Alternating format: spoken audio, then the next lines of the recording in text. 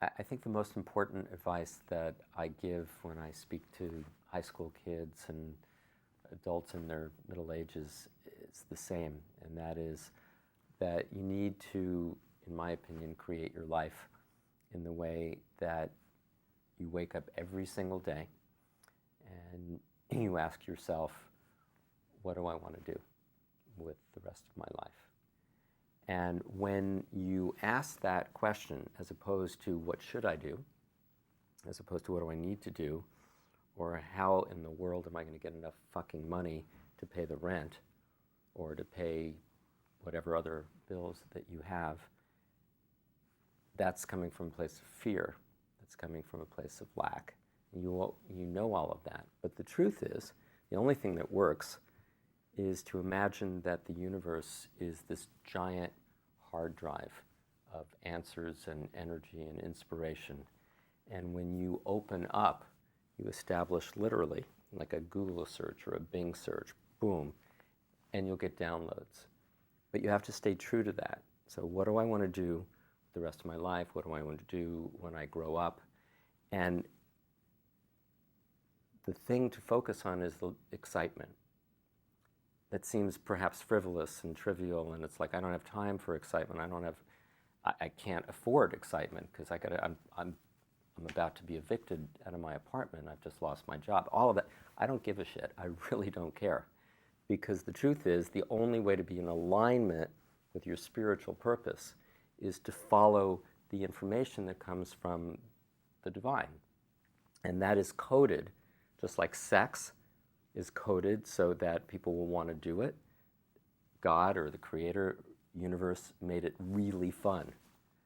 And just so in the same way that people will do exactly what it is that they're meant to do, that they came in to do, whether you're 17 years old or 75 years old, it doesn't matter.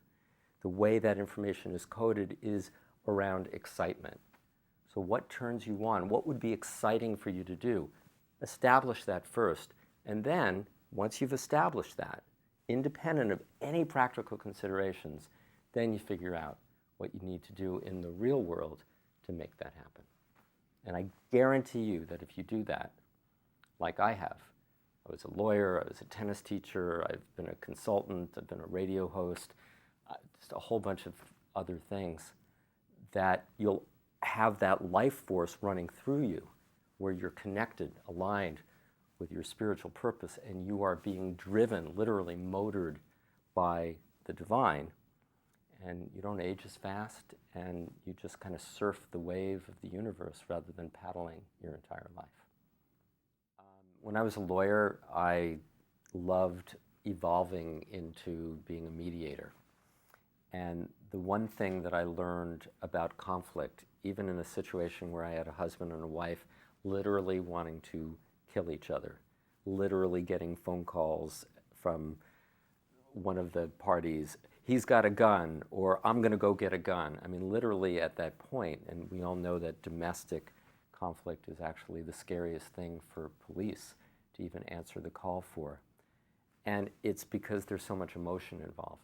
When you care about somebody, that emotion is going to be much more intense because the hurt of them not listening or them doing something that was out of integrity or in violation of your agreement or whatever it is so intense. And all anger is a secondary emotion, either coming from fear or usually coming from hurt. And the antidote to all of that is the L word, not love. You're not ready to love yet. The antidote is to listen. It would seem that when you're in a conflict that you would want to talk and enforce your position so that they get it. If she just understood or if he just understood, then of course they would do whatever I wanted and they would stop being oppositional. But it doesn't work that way because emotion, energy in motion, is a really powerful thing. And unless you clear the energy, which is running through their body in rapid motion, intellect, rational thinking is impossible. We're literally trapped in a different part of our brain. So the simple answer, and if you just do this, I promise you, it'll really work.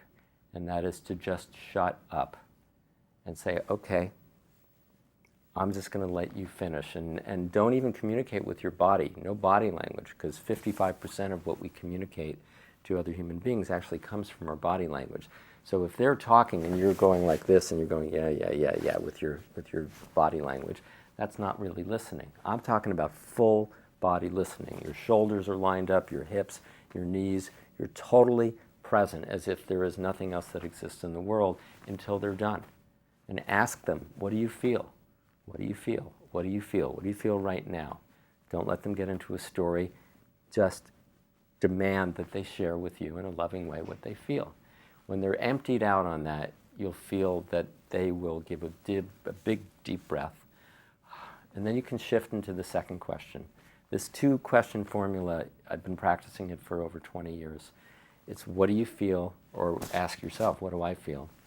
And what do you want, or what do I want? But you can't get to the what you want until you've emptied out the negative, very destructive emotional energy that's running through the body. But listen, listen, listen. It's not something we're taught. It's not something we generally do very well. It's really incredibly hard. But you're not going to be able to work with the person you're having a conflict with in any sane, rational way until that person's emptied out, and vice versa. So try it. It's the opposite of what you're going to want to do. But if you do it, you will be incredibly successful in taking the negative energy out of any conflict within minutes. It's really magic. I think one of the biggest issues in a macro way and also in a micro way is this thing called triple bottom line business. I think it's the only way that as a species we're going to survive. So that when you have oil companies that are only focused on their profit and not perhaps on the people, how their profits, how their products affect people, or certainly how their products or their profits affect the planet, we're unsustainable as a society, as a globe. But the problem is that if you have people who are not conscious and you're trying to conduct your business in a conscious way, in a triple bottom line way, for example, as opposed to a single bottom line way, how do you compete? And there's no easy answer for that, because the reality is that we're not very evolved as a society or a culture in many ways. The only thing I would say with that is that there is in fact a cost that's not generally factored into people's perception of their own bottom line, which has to do with integrity, which has to do with honesty, which has to do with what is your experience of that 8 or 10 or 12 hours and how you're playing that. And I learned that lesson in my youth, and many times heard so many stories about what happened in the building business.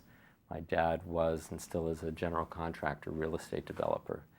And all of the subcontractors and the kickbacks and all of the dishonest ways that people would practice. And I just will never forget for the rest of my life how my father would describe those situations and how good I felt about him always taking the high road and just living in a different way. And the psychic benefit from that is income. And if you don't value it that way, then I don't think you'd be listening to my words of supposed wisdom on this website. And if ultimately it's not sustainable for you to compete in that way of integrity in that particular business, my sense is that you're not supposed to be doing that business, that maybe you need to evolve into a business where you can make more money in a conscious way, and having learned the lessons from what didn't work. So it's a tough one. But again, there are many things that are involved. We talk about triple bottom line as if it's out there, but really it's an internal thing as well. How are you dealing with the people in your business? How are you dealing with the planet in your business?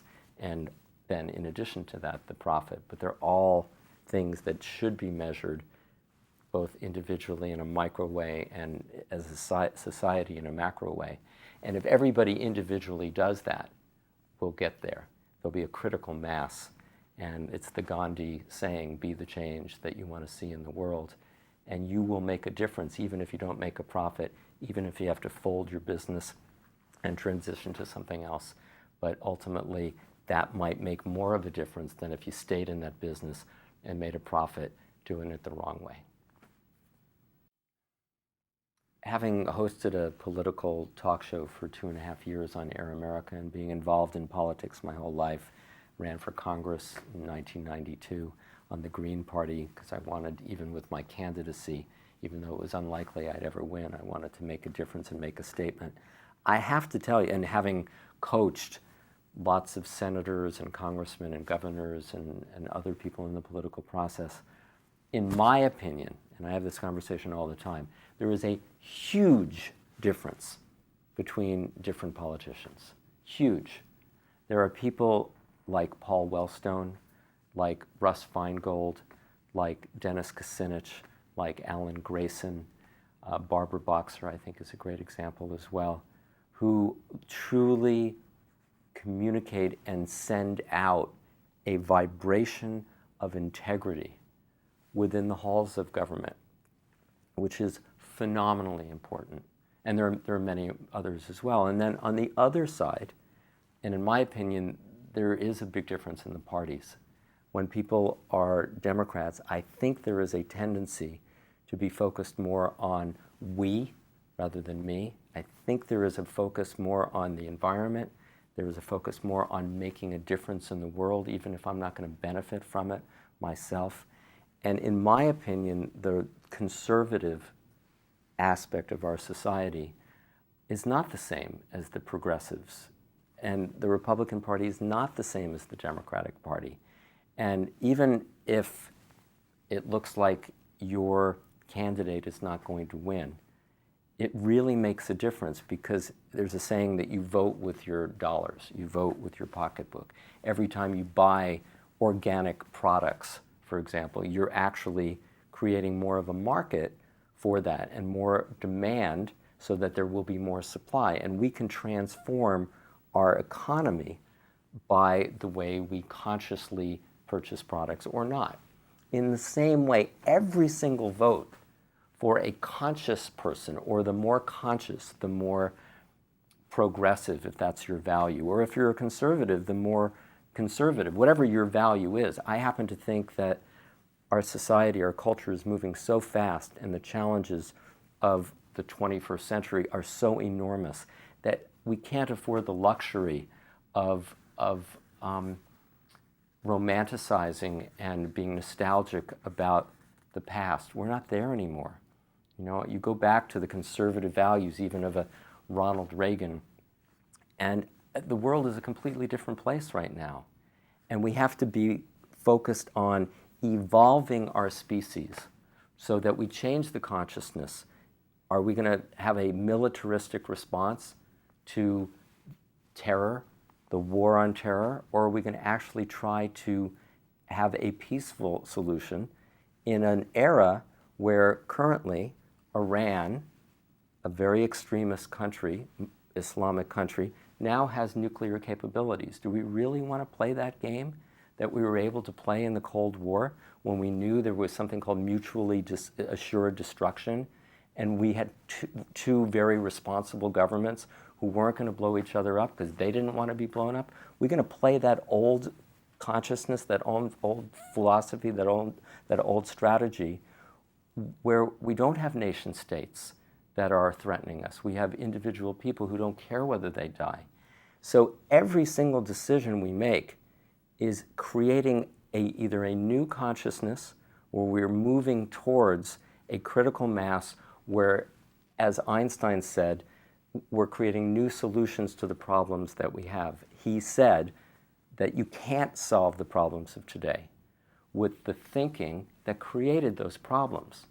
And just mathematically, linearly, if you go back to a philosophy that may have worked 10 or 20 or 30 or 40 years ago, you can't use that to solve the problems that that philosophy and that practice ultimately created.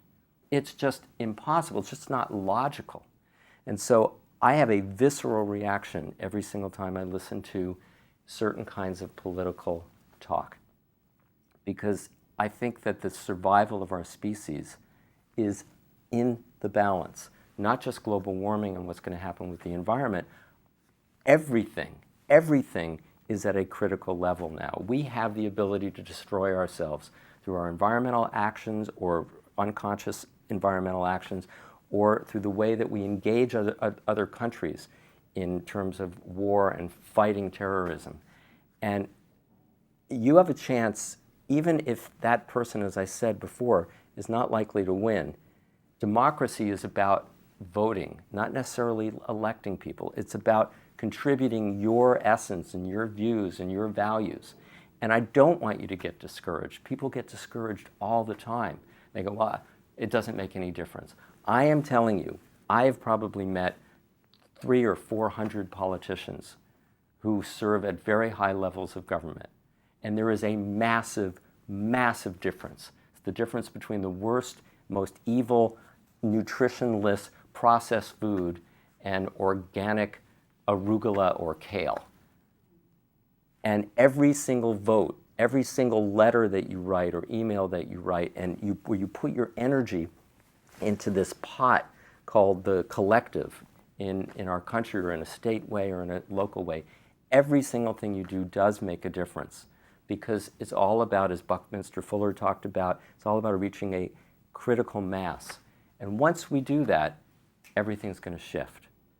And with talk radio being all about hate, and so much of television being about hate and going back and castigating a real agent, in my opinion, a real agent of consciousness and change like Barack Obama, we need all the help we can get. And I don't think this is the time for our country or for our civilization for people to sit on the sidelines. I think one of the most important things that someone can do is to learn and practice Tantra. It's something that people laugh at, it's something that people don't want to pay attention to, but ultimately we'll learn and we'll be educated that the sexual act between a man and a woman has almost nothing to do with the physical body. And it's not something to be run away from, it's not something to be laughed at or dismissed or condemned. That in fact, when we get to a certain place in our evolution, we'll understand that these bodies are just vehicles for the transmission of divine energy into our partner and with our partner. And as one of the people who I've learned Tantra and Tantric philosophy from said, it is our mission when we are in an intimate situation with our partner to, he used the F word, I won't use the F word, it's been suggested that I not, to F your partner to God. And that's what Tantra is. It's the understanding that sexuality is a spiritual thing, not a physical thing, and that we use the physical body to create that energy and that mass to be the vehicle to send the other person to a higher level of orbit in their own spiritual life.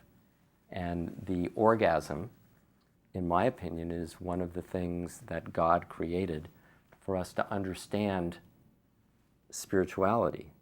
We are not in any way, shape, or form, when we're having an orgasm, connected to our earthly bodies and our earthly life in the same way that we were a few minutes before. We have a brief window into the divine. And Tantra allows that experience to come not just from the lower chakras, but to involve the upper chakras, the heart, throat, and even the crown. So if you can do anything really yummy, and we're recording this a couple hours before Valentine's Day, if you want to incorporate the spirit of Valentine's Day 365 days a year, learn and practice Tantra with your partner. One of the most important books I've ever read, and it's almost like a Bible to me, is a book called Power versus Force. And that book, let me say it again. I always blank on the name of the author. Dr. David Hawkins. Of course, I interviewed him. One of the most impactful books I've ever read, and it's almost like my Bible, is a book written by a really crazy genius guy named David Hawkins. He's an MD and a PhD. And he has a model, and I believe it to be true, regardless of how he came to it, where it's kind of our treasure map of why we're on the planet. And the Holy Grail is this consciousness level of 1,000.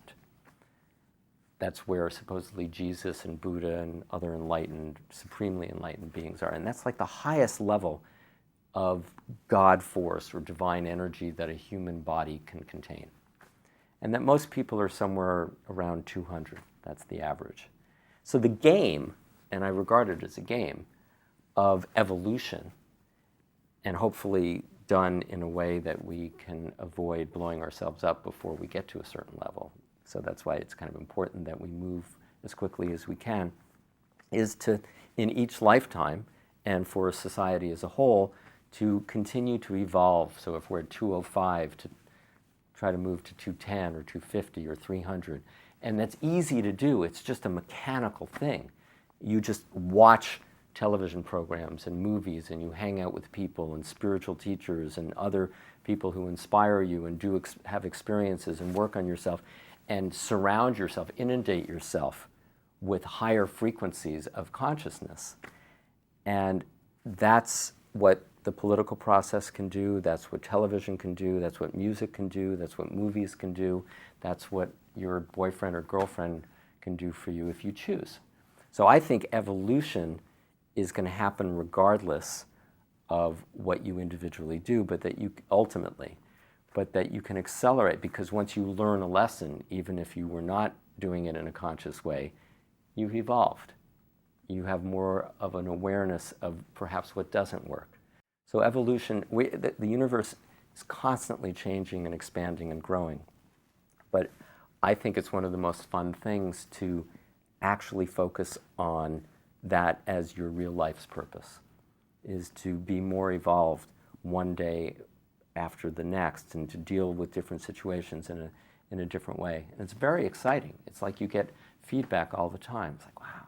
So I ran into, earlier today, a woman that I knew years ago, and she go, wow, your energy is very different, much more centered, and you were this and that, years ago. And she was cackling as she was talking about it.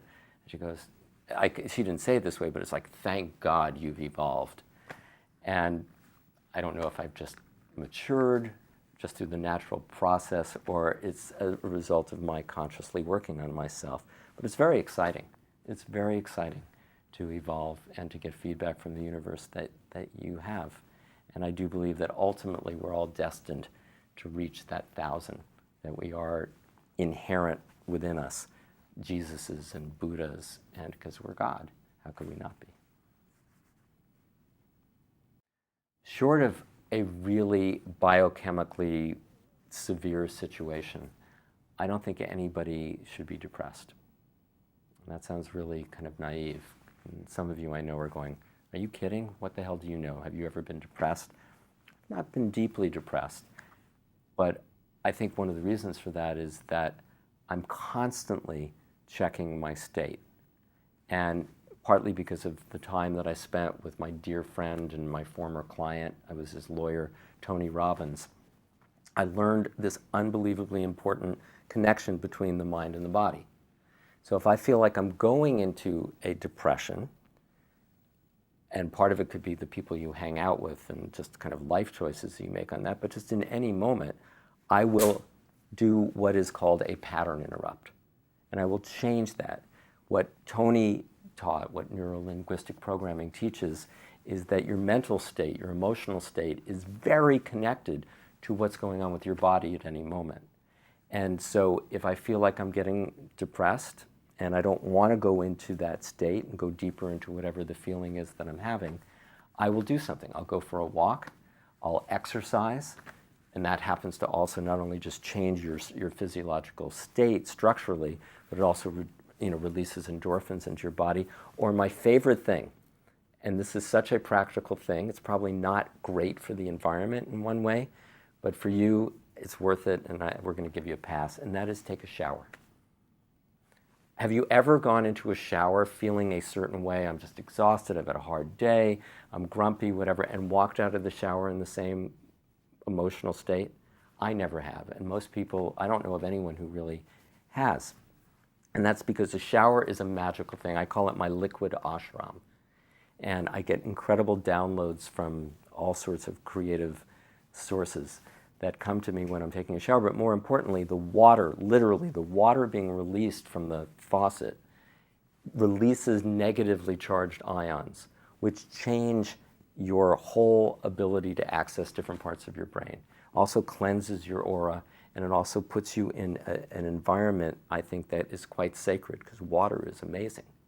So if you're depressed, finish watching this, or finish watching right now. I want you to do it right now and go in and take a shower. If you can't take a shower, if there's no shower where you are, go literally wash your hands. Water is this amazing solvent, and it just dissipates all sorts of negative energy. And put water on your hair and on your face and go for a walk. Seems simplistic, but it's really simple, and it works. We don't understand the word government or big government, and that's politically been a very big issue. And one political party keeps railing against government as the source of all evil. The truth is, we need to redefine what government is. Government is not disconnected from ourselves. What government is a collective. It's a collective. For example, an insurance company. How an insurance company works is they'll try to get as many people as possible who could not individually afford to do something, like take care of a big medical expense or take care of themselves after a car accident.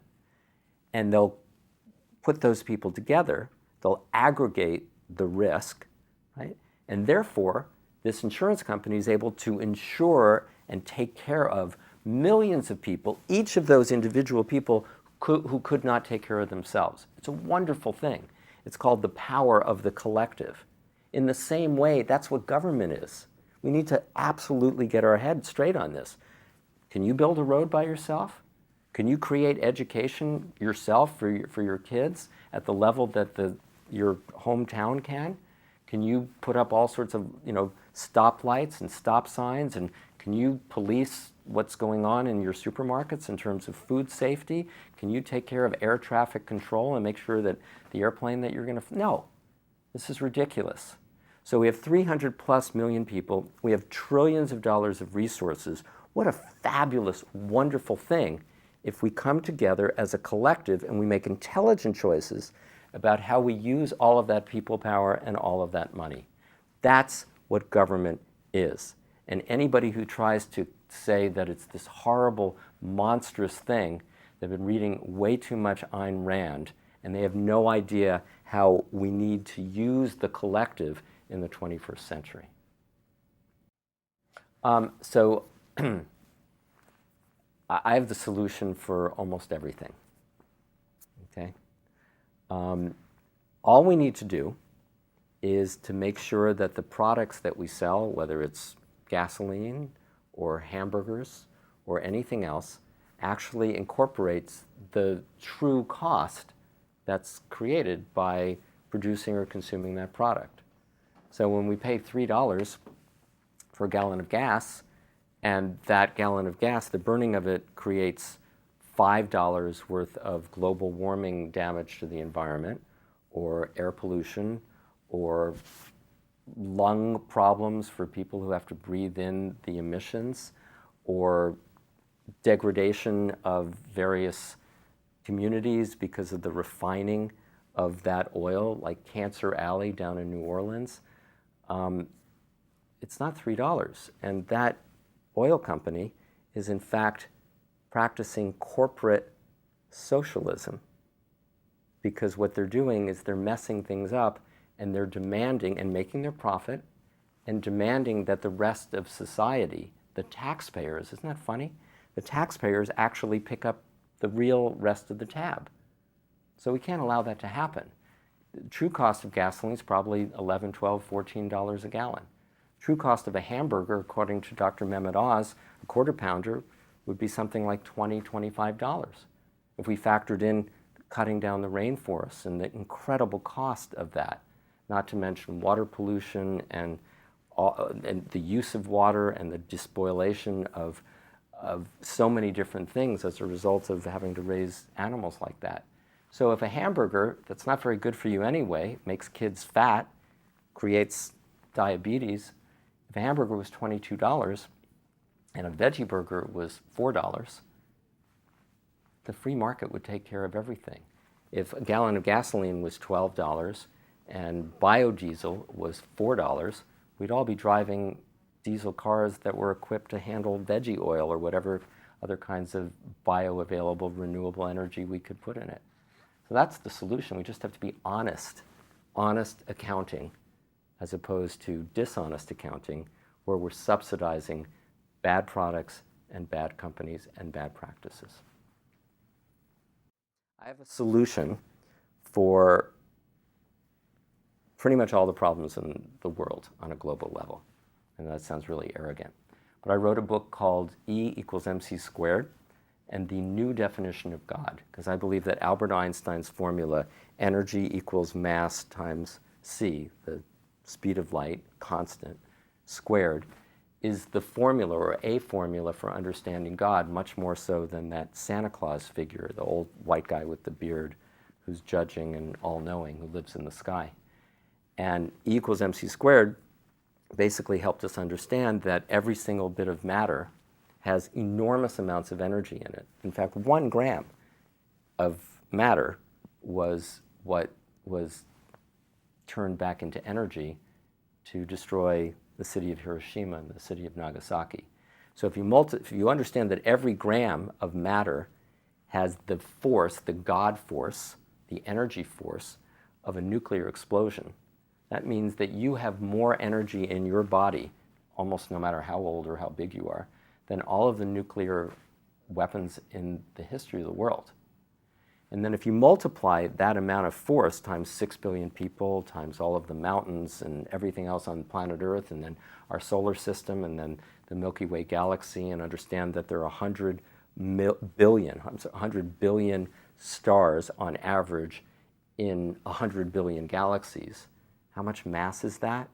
Multiply that times 1 gram equals a nuclear explosion, and you begin to understand what Einstein understood, which is there's no way in the world that we could confine and squeeze God into an old man or anything that is finite or anything that we could possibly understand with our human mind.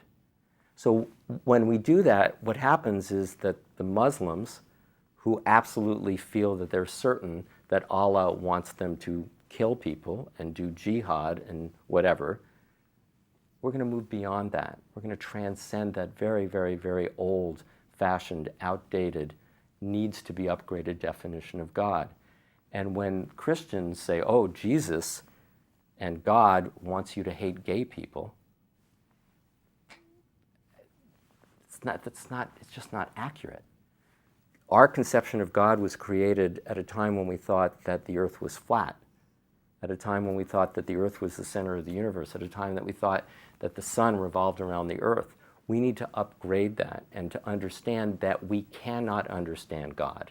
We just need to bow down in complete awe at the magic of all that there is. I was talking earlier to Kit, the person who's producing these wonderful little things, and he and I were completely on the same page, and he said, we were talking about just how amazing the human body is, just mind-blowingly amazing, and how it regulates all of these billions of things that it does every day.